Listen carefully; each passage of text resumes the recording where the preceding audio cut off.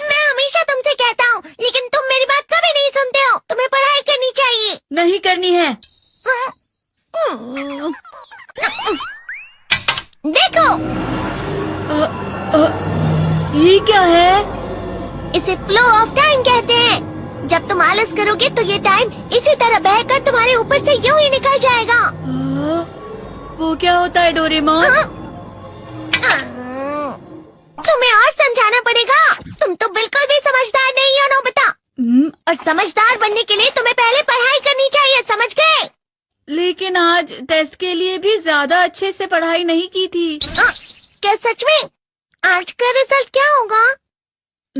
शायद 0 मिलेगा। मैं कुछ नहीं कर पा रहा हूँ। मुझे सब पता है। मैं कितने भी कोशिश कर लूँ, लेकिन मुझसे कुछ नहीं होगा। बुरा मत सोचो।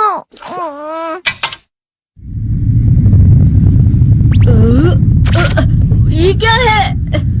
इससे तुम्हें पता लगेगा कि तुम कितना नेगेटिव सोचते हो। और ये कौन सा गैजेट है? ये है embodiment mirror. Flow of time की तरह या नेगेटिव इंसान की तरह इस गैजेट में कुछ शब्दों के एक्सप्रेशंस भरे हुए हैं, जिसे तुम गैजेट की मदद से देख सकते हो। तुमने जो भी कहा मुझे कुछ समझ नहीं आया।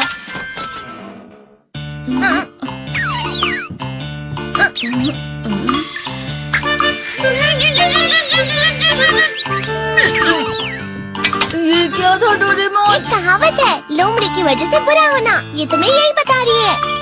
ये तो मजेदार है। मुझे और ट्राई करना है। ये खिलौना नहीं है नोबिता।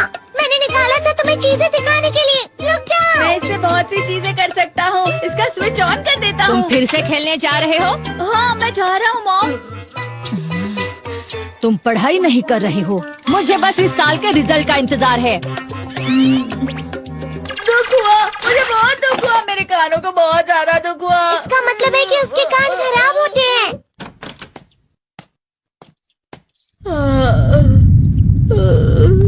ये तो फिर से नेगेटिव बन गया। ला ला ला ला ला ला ला ला पाए पाए पाए पाए पाए। नोबिता, तुम हमेशा नेगेटिव रहते हो और मुझे तो देखो, मैं हमेशा कितना ज्यादा खुश और हंसता रहता हूँ। आज भी 2 लोगों ने मुझे अपने साथ खाने पर आने के लिए कहा है। अब मैं इस कंफ्यूजन में हूँ, मैं किसके साथ जाऊँ? हाँ, अरे मैं लाल हो गया। इसका मतलब है ये? इसका मतलब ये झूठ कह रहा है। झूठ नहीं है, ये सब सच है। अचानक अब नोबिता चमकने लगा। तुम इतना क्यों? अरे तुम यहाँ हो? अरे तुम दोनों इतने लाल और इतने चमकदार क्यों लग रहे हो? खुशखबरी है, अब से ग्राउंड पर बेसबॉल की स्पेशल ट्रेनिंग होगी। बॉल अच्छे से पकड़ना।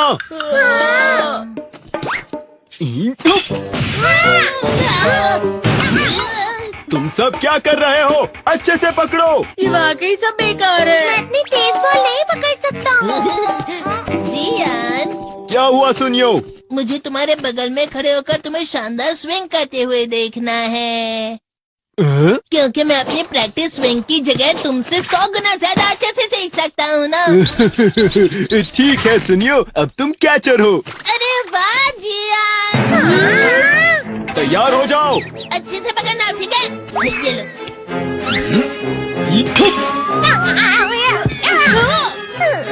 क्या कर रहे हो? बॉल सही से पकड़ो। सही से पकड़ो ना, सही से पकड़ो।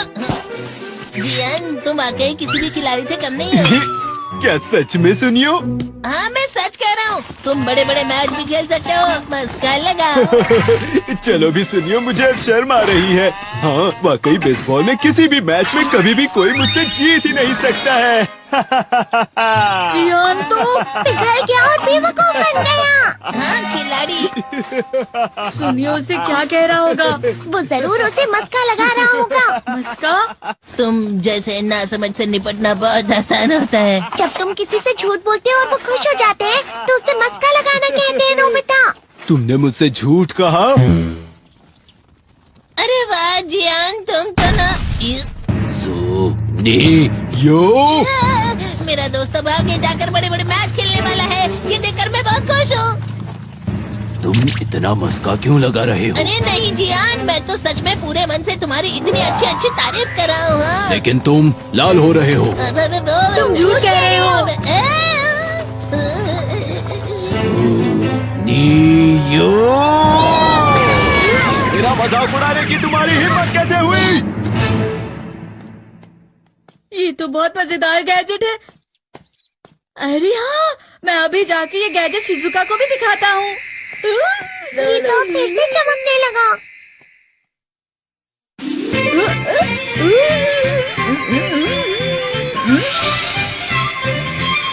शिजुका!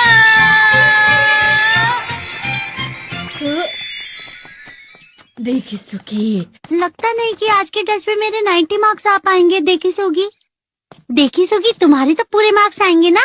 मैं कोशिश तो पूरी करता हूँ, लेकिन मुझे भी तुम्हारी तरह हमेशा फुल मार्क्स चाहिए। ऐसा मत कहो शिजुका।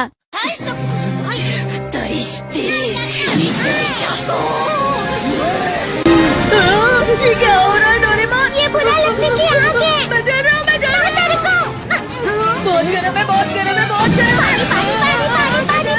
बहुत ज्यादा गर्म है पानी। अरे नहीं, प्लीज मुझे माफ कर दो। नहीं, मैं तो बच गया। हाँ? डोरेमोन, कभी कभी मैं सोचता हूँ शिजुका डेकिसुकी के साथ इतना क्यों रहती है। तुम बहुत जल्दी नेगेटिव हो जाते हो नोबिता।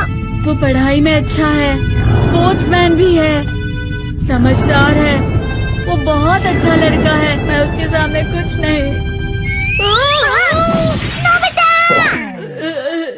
इसका मतलब क्या है डोरेमोन?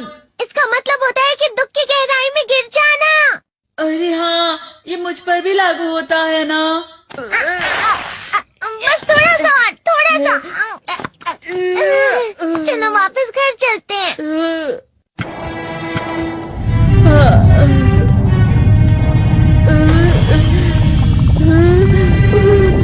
पता नहीं, मेरा शरीर बहुत भारी हो गया है। हमारा शरीर भारी नहीं होता, हमारा मन भारी हो जाता है। अरे हाँ, इसे कहते हैं मन का भारी होना।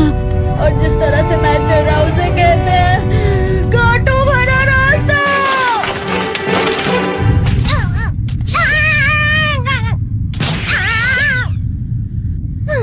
तुम अच्छी चीजें नहीं सोच रहे हो नोबिता, थोड़ी सी शांत हो जाओ प्लीज। तुम्हें अच्छी चीजों के बारे में सोचना होगा। मैं नहीं सोच पा रहा, पूरी दुनिया अंधेरे में है। नोबिता चलो। मुझे अकेला छोड़ दो। लेकिन अगर तुम कभी भी मेरी बात नहीं समझते, चले जाओ डोरेमोन। पर नोबिता। कोई भी मुझे नहीं समझता। मुझे ऐसा लगता है जैसे मैं बहुत ज्यादा अकेला हूँ, मैं सबसे दुखी इंसान हूँ। रुक जाओ, तुम वाकई बहुत दुखी होने वाले हो नोबिता, रुक जाओ। ये क्या कर रहे हो डोरेमोन? रुक जाओ। मैं तुम्हें ऐसे ही छोड़ नहीं सकता नोबिता। तुम लोग यहाँ सुबह के वक्त इतने अंधेरे में शोर क्यों कर रहे हो? सर आप? ये तो नोबिता की आवाज है। अच्छी बात है, तुमसे बात करनी थी। मेरा रिजल्ट अच्छा नहीं, इसलिए आप मुझे डांटने आए हैं ना? क्यों डांटूंगा? तुम जानते हो तुम्हें कितने मार्क्स मिले हैं? पता नहीं, लेकिन मुझे हमेशा जो सही जवाब लगता है वो आखिर में गलत ही निकलता है। लेकिन तुमने इस बार ज्यादा गलतियां नहीं की हैं। तुम्हें मिले हैं 65 मार्क्स। तुम कभी कभी तो अच्छी पढ़ाई करते हो। 65 मार्क्स?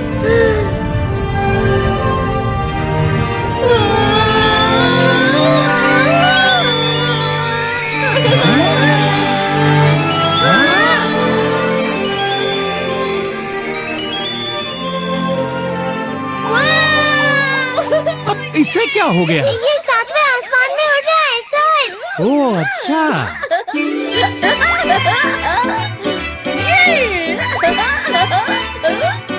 इसे कहते हैं खुशी में चला। हाँ मैं जानता हूँ। हाँ, ये प्लम का फूल है। ये तो वो तो दिख रहा है। और यहाँ भी है। हाँ, ये अच्छा लग रहा है। हवा? क्या हवा? मुझे कल से कुछ अलग लग रहा है।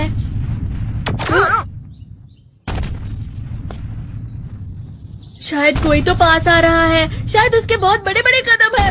वो क्या है? मुझे कुछ दिखाई नहीं दे रहा, लेकिन कोई बड़ा लग रहा है। फिर से वही हवा। शायद कोई आने वाला होगा। ये खुशबू तो ये गर्म है।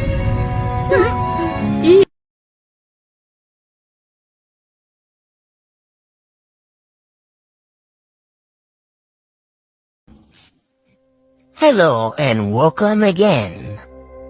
Today's story is about the legend of Mufasa. I always wanted a brother, says the Lion King, Mufasa. Long ago, in the vast and sunlit plains of the Pride Lands, there lived a lion named Mufasa, whose story was whispered by the winds and carried by the rivers. His rise to become the beloved king was far from ordinary. Today, the story is told to young cubs passed from one generation to another. Under the shades of towering baobab tree, an old hare named Rafiki sat before a curious audience of cubs, with the little Kiara, the daughter of Mala and Dala, sitting closest to him. "Tell us the story, Rafiki," Kiara said eagerly, her eyes wide and open with excitement. Rafiki smiled. "Ah, little one, today I'll tell you the tale of Mufasa, the lion who was born with nothing but became a king. But to understand his story, we must go back, far back, to when he was just a cub. Once in a distant part of the Pride Lands, a fierce storm raged. Thunder roared, lightning split the skies, and rain poured in torrents. Alone in a cave, shivering and frightened, was a small lion cub named Mufasa. He was lost, separated from his pride with no family to care for him. Days passed, and hunger gnawed at his tiny belly. He wandered aimlessly, weak but determined to survive. One fateful morning, as the storm finally cleared, he stumbled upon a waterhole where a lunch lion was drinking. This lion was Taka, a kind-hearted but troubled prince of a noble pride. "Are you lost, little?"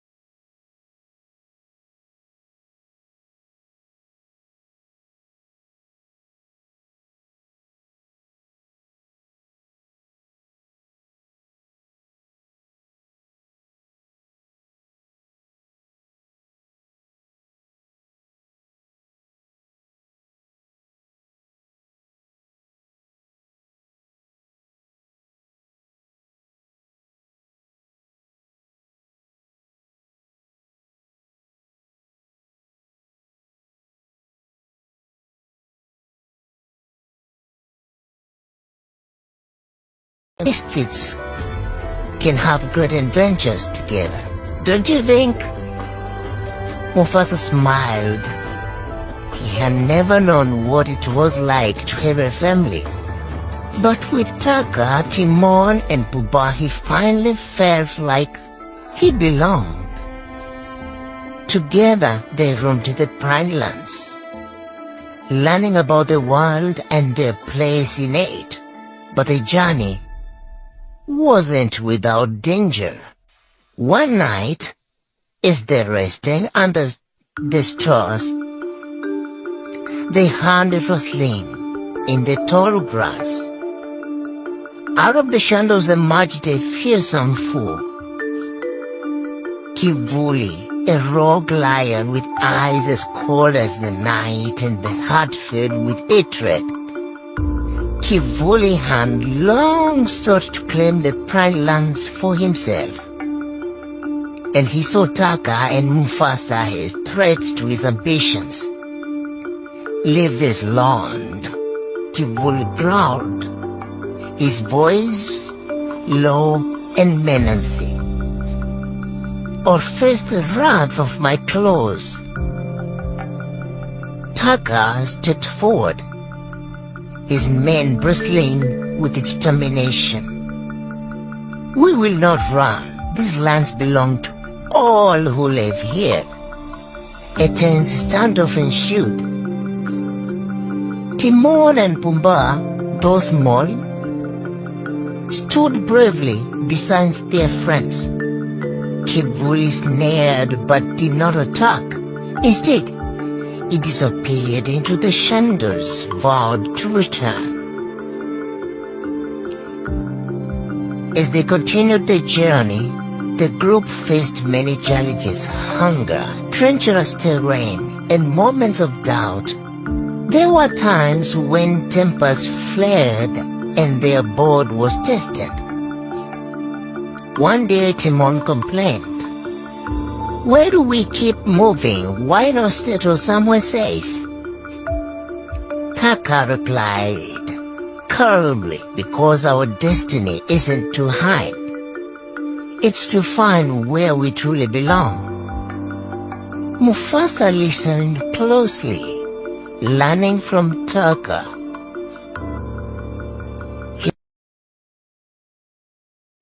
Rafiki finished the tale, just like I'm finishing it, his voice soft and thoughtful. And so, little care, that is how Mufasa became the king of the Pride Lands. Kiara's eyes sparkled with wonder. "He was so brave. Do you think I could be brave like him someday?"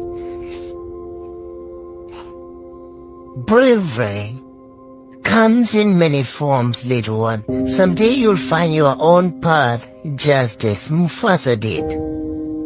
And the sun set in the Pride Lands. The cubs scampered off, their imaginations alive with dreams of courage and adventure.